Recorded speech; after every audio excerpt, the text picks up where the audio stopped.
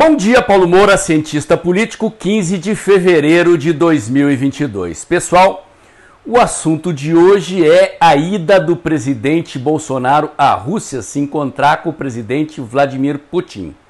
O assunto é controverso, cheio de nuances complexas, e eu vou tentar contextualizar esta viagem do presidente neste momento em que nós estamos nos aproximando da eleição presidencial no Brasil, em que há risco de guerra entre Rússia e Ucrânia.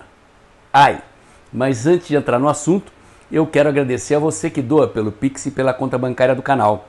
A sua doação ajuda a ampliar a estrutura do canal, a melhorar o alcance dos meus vídeos, lembrando que este é um canal que faz análise política com viés conservador, à luz da ciência política e da teoria da comunicação, em vídeos curtos. Se você já doou o seu Pix desse mês aqui, meu muito obrigado. Se ainda vai doar, meu muito obrigado também. É a sua doação que garante a independência das informações e análises que eu faço aqui diariamente. Vamos lá, gente. Em primeiro lugar, eu quero dizer o seguinte: eu não sou especialista em relações internacionais. Eu fiz o meu mestrado em ciência política lá na década de 90. Tô velhinho, até achei lá um dos livros daquela época aqui, Sociologia das Relações Internacionais, em espanhol. O autor é Marcel Merli. Até depois vou dar uma repassada aqui. Me lembro que eu gostava muito dessa disciplina. Foi mais de uma disciplina, estudei bastante, mas não sou especialista, ok? E obviamente, toda vez que acontecimentos dessa área brotam na imprensa, eu me leio como tudo que se passa na área da política e da economia em âmbito nacional e internacional. Eu escaneio diariamente conflitos internacionais, estão no foco da minha observação, embora o foco principal seja a política nacional. Obviamente, viagem do presidente à Rússia, ameaça de guerra na Ucrânia, está no meu radar. Vou tentar contextualizar para vocês, ok? Em primeiro lugar, situação do Putin e da Rússia. O Putin é um líder controvertido, ok? Ele é um governante autoritário. Nós aqui da direita brasileira, dos conservadores brasileiros, nos acostumamos a nos solidarizar com a Ucrânia. A Revolução Ucraniana é, digamos assim, uma revolução irmã do nosso movimento do impeachment da Dilma. Aquela rebelião na praça central da capital da Ucrânia se assemelha ao movimento que nós fizemos no Brasil. E a outros movimentos similares que aconteceram no mundo, e foi um movimento, em última análise, que aconteceu em oposição à tentativa do antigo governo ucraniano de anexar a Ucrânia à Rússia de novo. Os ucranianos queriam ficar associados à Europa e não voltar a depender da Rússia. Então é preciso que lembremos disso. Os ucranianos resistem a voltar a ser anexados à Rússia. A Rússia sempre foi um país imperial. É preciso que a gente entenda isso. Os países têm uma certa matriz genética. A Rússia nunca foi um país exclusivamente nacional.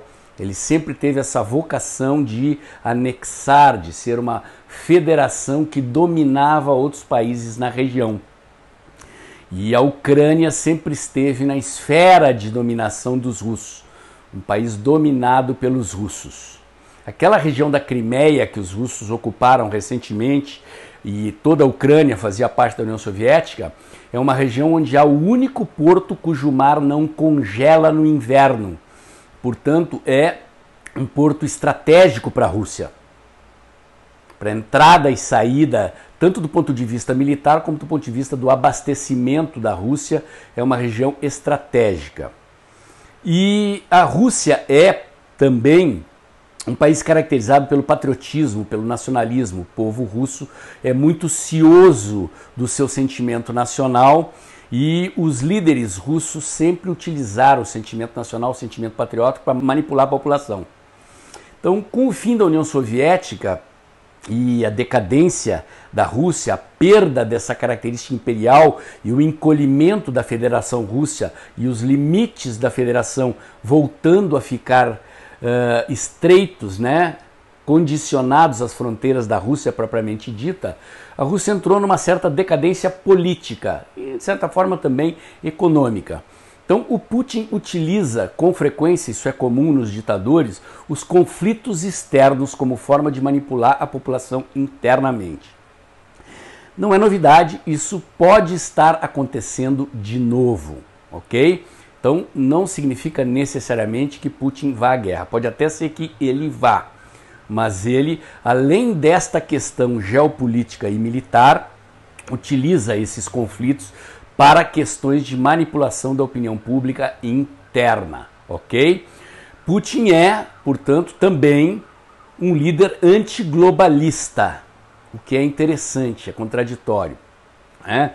Ele se contrapõe a George Soros, se contrapõe aos metacapitalistas e nesse aspecto, apesar de ser autoritário, ser antidemocrático, ele tem uma interface com esse movimento conservador e antiglobalista do qual os conservadores do mundo inteiro fazem parte, ok? Esse clima de guerra que existe hoje, portanto, tem várias dimensões. O que é que diz o Putin? Né?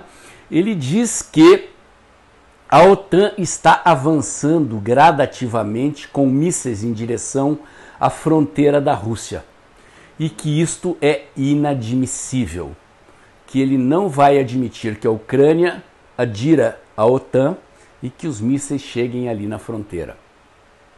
Não deixa de ter razão, é uma questão de defesa nacional. Pode estar manipulando a opinião pública interna, mas é uma questão de defesa nacional também. O general Mourão deu uma declaração recente dizendo que o confronto entre Ucrânia e Rússia é um confronto no qual os dois lados têm razão. Né? A Ucrânia não quer ser anexada pela Rússia de novo, e a Rússia não quer a OTAN nas suas fronteiras, enfim. E aí entra uma dimensão que nos atinge aqui na América Latina. Porque Putin ameaça colocar mísseis russos na Venezuela, em Cuba, e manipula também a Argentina. A Rússia tem interface, em termos de troca de tecnologia militar. Lembrando, existem troca de tecnologia nuclear chinesa também com a Argentina. Rússia, China e Irã são aliados nesse conflito com a Europa, com os Estados Unidos, com a OTAN. E o conflito global militar, que aparentemente está distante de nós, lá do outro lado do mundo, chegou aqui no nosso continente. De certa forma, este é o contexto. E Putin utiliza o fato de que ele é fornecedor de gás natural para a Europa como forma de pressão. Então existem tubos de fornecimento de gás natural para a Europa e o Putin fecha as torneiras, abre as torneiras, utiliza isso como forma de pressão no inverno europeu e esse é o jogo. Então é um jogo de guerra econômica, é um jogo de ameaça de guerra a estrito senso, muito complexo. Não é qualquer guerra, né? Potências nucleares, continente europeu, no século XX foram duas guerras que destruíram o continente europeu duas vezes. Contexto bastante complicado, só que desta vez estamos num contexto de mundo globalizado, de possibilidade de guerra cibernética, de guerra bacteriológica, de situações que o mundo nunca assistiu e, como eu acabei de dizer, com extensões que chegam aqui no nosso quintal. A Rússia e a China com interfaces aqui na Venezuela, em Cuba e na Argentina. E é neste contexto que o presidente Bolsonaro está indo à Rússia. O Brasil está em ano eleitoral, os Estados Unidos elegeu um presidente de esquerda, o presidente Biden fez pressão sobre o presidente Bolsonaro para que ele pressionasse Putin a não invadir a Ucrânia. O presidente Bolsonaro não respondeu, pelo menos não em público, não sabemos o que diplomaticamente não foi respondido ao governo dos Estados Unidos. É comum em campanhas eleitorais os candidatos a presidente fazerem giros internacionais para demonstrarem prestígio internacional aos seus eleitores. E o presidente Bolsonaro, nesse contexto, também revela algo que é importante para o Brasil, que é uma diplomacia independente. O Brasil tem uma indústria bélica respeitável, uma das maiores do mundo, cresceu bastante, voltou a se desenvolver, a ganhar volume, corpo no governo do presidente Bolsonaro.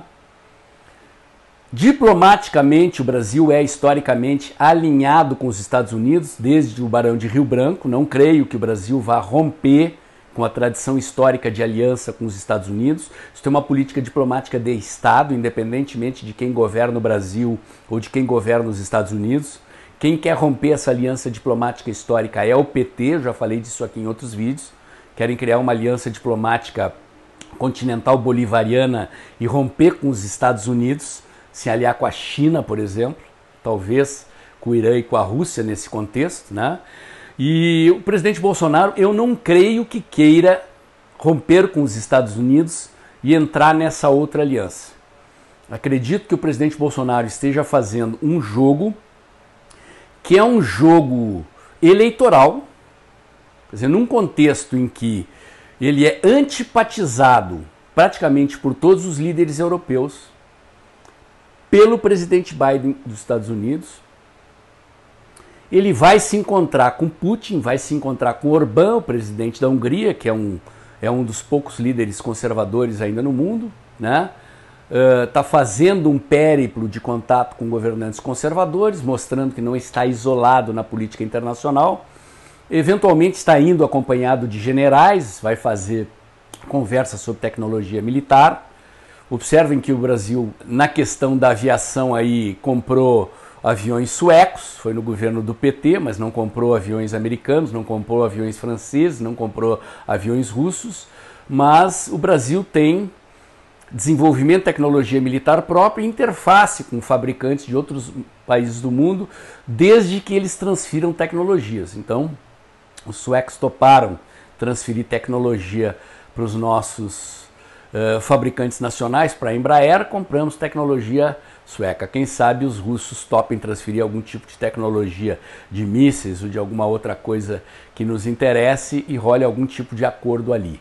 Mas acho que o jogo do presidente Bolsonaro é muito mais voltado para a campanha eleitoral. Mostrar que tem prestígio internacional, mostrar que não necessariamente diz amém para Joe Biden, o presidente dos Estados Unidos, ou para qualquer governante europeu, que o Brasil tem altivez, dignidade, autonomia e que ele tem condições de governar o Brasil sendo um presidente que defende a soberania nacional e uma linha diplomática autônoma. Isso é bastante importante, há muito tempo que a gente não via isso, né? Na época da diplomacia petista, nós vimos o Brasil fazer negócios com ditaduras do mundo inteiro, uma tal de diplomacia terceirmundista, que na verdade era a fachada para negócios escusos, onde talvez até hoje exista dinheiro escuso guardado nos cofres dessas ditaduras, que eventualmente até volte para o Brasil por baixo dos panos nesse ano eleitoral, coisa que também acabou sob o governo do presidente Bolsonaro. Bom, pessoal, tentei contextualizar para vocês a viagem do presidente Bolsonaro à Rússia neste momento delicado, ameaça de guerra, Rússia-Ucrânia, eleições presidenciais do Brasil. Lembrando que o Brasil está pleiteando a entrada na Organização de Cooperação e Desenvolvimento Econômico, o clube do primeiro time da economia mundial, que não tem implicações meramente econômicas. Ela tem implicações geopolíticas e militares também.